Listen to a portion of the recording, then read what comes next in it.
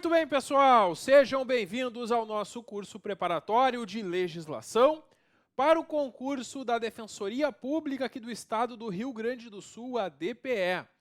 Neste primeiro vídeo, vamos trabalhar as principais informações sobre a Defensoria Pública, que estão na Constituição Federal e também na Constituição aqui do Estado do Rio Grande do Sul. Vamos conhecer e entender o que é a Defensoria Pública, esse órgão que vocês que vão passar no concurso serão servidores. Pessoal, a Defensoria Pública na Constituição Federal está lá a partir do artigo 134, que traz que a Defensoria Pública é uma instituição permanente, essencial à função jurisdicional do Estado. Essas são as primeiras duas características. Ela é permanente porque ela não é uma instituição criada para funcionar só por um tempo. Ela é uma instituição permanente e muito importante para garantir a defesa aos necessitados, aqueles que não podem pagar advogado. E ela tem também a característica de ser essencial à função jurisdicional do Estado. Porque no momento que o Estado estabelece uma regra que existe um juiz que vai dizer o direito em muitas situações, é necessário que as pessoas, para ter os seus direitos assegurados, tenham assistência por advogado. E quem não pode pagar o advogado, o Estado vai dar um advogado, que é o defensor público. Então, essa é a importância da Defensoria Pública para a função jurisdicional. Essas são duas características importantes que a gente percebe aqui no comecinho do artigo 134. Que mais? A gente vê aqui as incumbências, que eu já coloquei aqui também na segunda linha do nosso quadro. As incumbências da Defensoria Pública é justamente dar orientação jurídica, promover os direitos humanos e defender em todos os graus, tanto em juízo como fora de juízo, os necessitados. Essas, então, as incumbências da Defensoria. A Defensoria Pública é um órgão estatal que não trabalha para o Estado. A função da Defensoria não é defender o Estado em juízo. Quando o Estado é processado, quem vai defender o Estado em juízo é o procurador do Estado, não é o defensor público. O defensor público vai ser o advogado do necessitado, daquele que não pode pagar um advogado. A gente pode perceber pelo texto do artigo 134 esse alcance dessa defesa que o defensor público vai fazer para o necessitado. Ela é tanto judicial ou extrajudicial, tanto em processos judiciais como situações fora de juízo.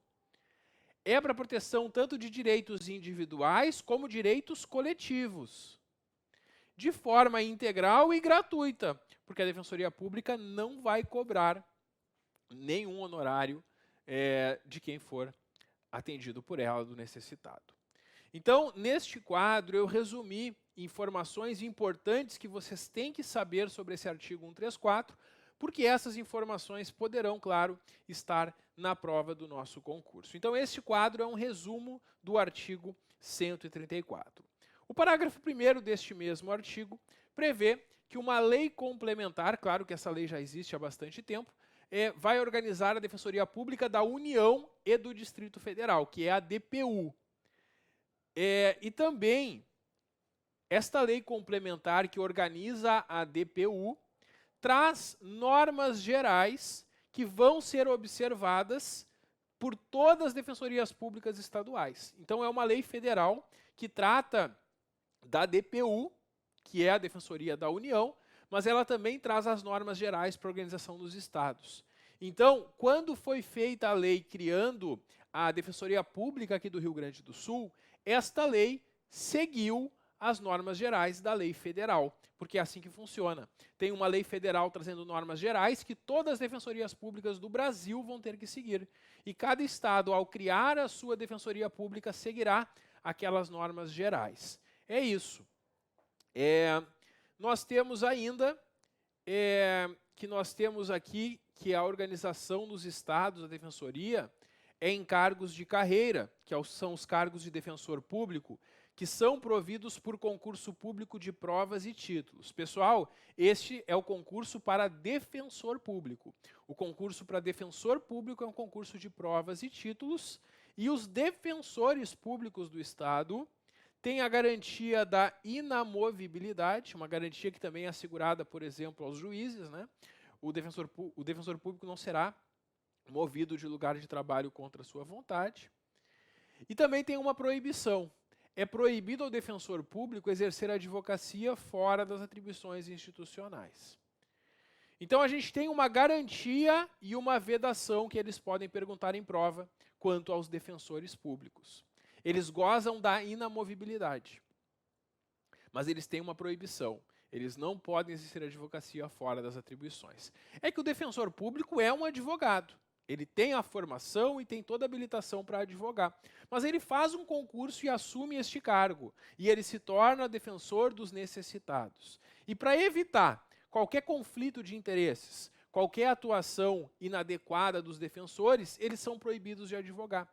Então, o defensor público, ele trabalha exclusivamente para os necessitados. Ele não pode ter um escritório de advocacia para atender outros clientes, mesmo que fora do horário de trabalho. Isso seria proibido. É isso, ele se dedica exclusivamente aqui à função. É proibido a ele advogar fora da função. O parágrafo 2º prevê que as defensorias públicas estaduais têm autonomia funcional e administrativa e a iniciativa da sua proposta orçamentária nos limites estabelecidos na Lei das Diretrizes Orçamentárias. E também, claro, está subordinada à regra do artigo 99, parágrafo 2º. O artigo 99, parágrafo 2º, é um artigo que trata das regras de encaminhamento da proposta orçamentária. Lá ele fala do judiciário, mas isso também se aplica ao Ministério Público, à Defensoria Pública. As regras, então, para a elaboração da sua proposta de orçamento. E aplica-se também essa regra também às defensorias públicas da União e do Distrito Federal. Bom, princípios institucionais da Defensoria Pública: unidade, indivisibilidade e independência funcional. Professor, eu já conheço esses princípios, eu já vi eles uma vez. Onde é que eu vi eles? É que a Constituição Federal traz esses princípios também para o Ministério Público. Isso mesmo, são os mesmos princípios do Ministério Público. E tu vai lembrar deles pelo UI. UI, unidade, indivisibilidade e independência funcional. Esses são os 3 princípios. A banca vai tentar te enganar. A banca vai trocar eles para tentar te confundir. A banca vai dizer, por exemplo, que o princípio é da divisibilidade. E aí está errado. O princípio é da indivisibilidade. Tem que memorizar unidade, indivisibilidade e independência funcional. Esses princípios, que são os mesmos do Ministério Público, estão aqui também assegurados para os defensores públicos. E os servidores integrantes das carreiras serão remunerados por subsídio, né? Os servidores integrantes dessas carreiras recebem por subsídio. Bom, é isso que nós temos então aqui sobre a Defensoria Pública na Constituição Federal. E de imediato, sem perda de tempo, sem enrolação, porque o nosso curso aqui vai ser bem objetivo, vamos agora ver os artigos da Defensoria Pública na Constituição aqui do Rio Grande do Sul. E vocês vão perceber que são bem parecidos. As regras da Defensoria Pública aqui no Estado são bem parecidas com as da Constituição Federal, como não poderia deixar de ser. Até porque a Constituição Estadual tem que seguir as diretrizes da Constituição Federal. Então, a gente tem aqui no artigo 120 da Constituição Estadual que a Defensoria Pública é uma instituição essencial à função jurisdicional do Estado, incumbindo-lhe orientação jurídica e defesa dos necessitados. Já sabemos disso, já vimos lá na Constituição Federal. Estendendo-se os seus serviços por todas as comarcas do Estado, né? As comarcas do Estado, porque o Estado tem comarcas, né? Essa é a divisão judiciária do Estado. E em cada comarca terá um ou mais juízes. Onde tem juiz atuando, vai ter defensor público também, para atender os necessitados daquela localidade nos processos, conflitos envolvendo aquela comarca. Então é isso. a Defensoria Pública vai ter defensores públicos e servidores espalhados nas diversas comarcas aqui do Rio Grande do Sul. A Defensoria Pública tem um chefe. O chefe da Defensoria Pública aqui no Estado é o Defensor Público Geral. Esse é o chefe da Defensoria. E a gente tem que saber algumas características sobre ele. Primeiro, que ele é um defensor público de carreira, concursado, que esteja já nas classes especial e final da carreira. Não pode ser alguém que recém ingressou, né? Tem que ser integrante da classe especial e final da carreira. Ele é indicado em lista tríplice, da mesma forma que são indicados o chefe do Ministério Público, né? Os membros aqui vão fazer uma votação e vão votar em 3 nomes. Esses 3 nomes são indicados e o governador do Estado escolhe um desses 3 nomes para comandar a instituição. Ah, professor, desses 3, então, o mais votado é escolhido pelo governador? Não necessariamente. O governador não é obrigado a escolher o mais votado.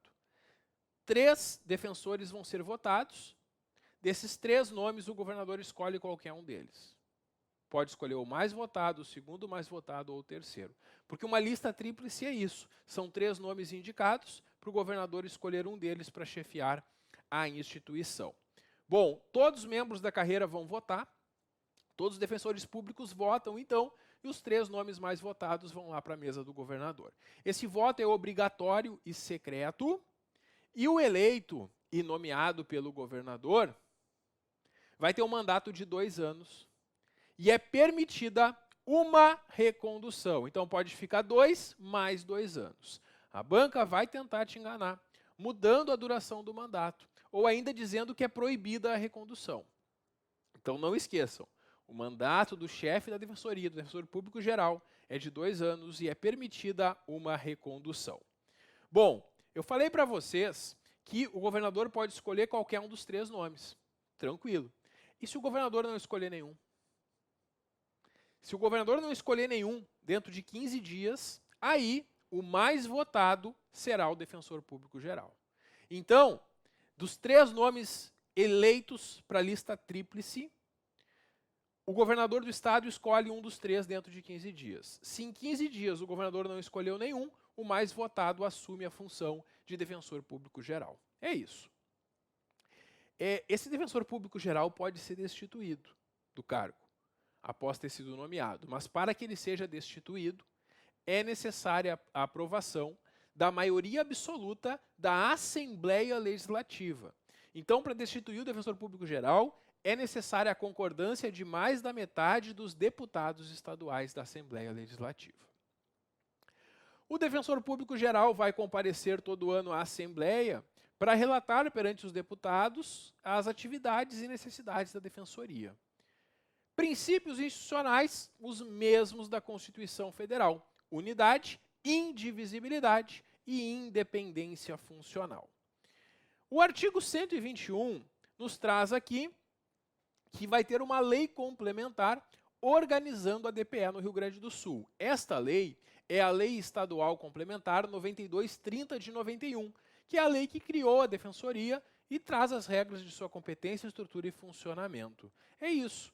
O artigo 121 da Constituição Estadual previu que uma lei seria feita para isso, e essa lei foi feita logo ali em 1991, criando a Defensoria aqui do Rio Grande do Sul.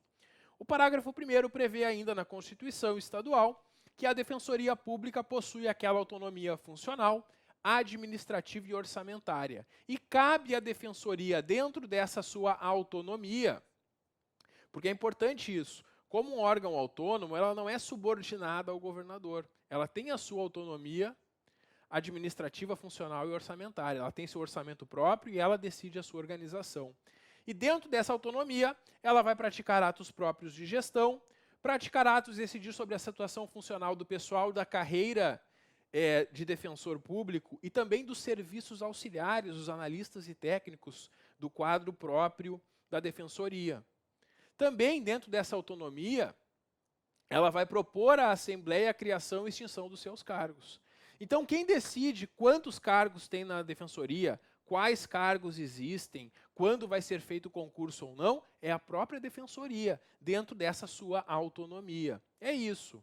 Também cabe à defensoria prover os cargos iniciais da carreira. Ela vai fazer o concurso e vai nomear os aprovados no concurso, tanto para defensor público como para os serviços auxiliares, que é o concurso para técnicos e analistas. Também vai organizar as suas secretarias, núcleos e coordenadorias, e também os serviços auxiliares das defensorias públicas, que é justamente os técnicos e analistas.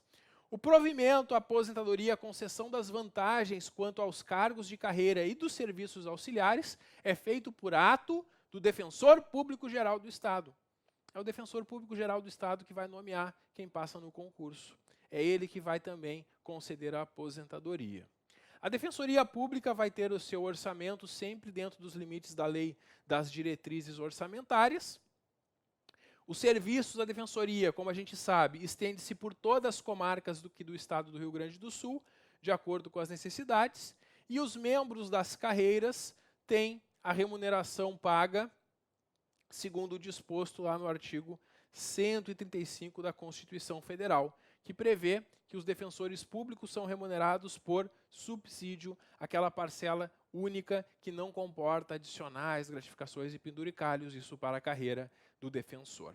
Pessoal, é isso. Vejam que em pouco mais de 15 minutos nós conseguimos analisar aqui todos os artigos da Constituição Federal e Estadual que tratam da Defensoria Pública. Agora que concluímos esse primeiro assunto, eu preparei já um simulado para vocês. E é assim que vai ser o nosso curso. No final de cada assunto estudado, a gente vai ter sempre questões que eu vou elaborar para que vocês possam testar os conhecimentos para ver se vocês memorizaram tudo que tem de importante mesmo.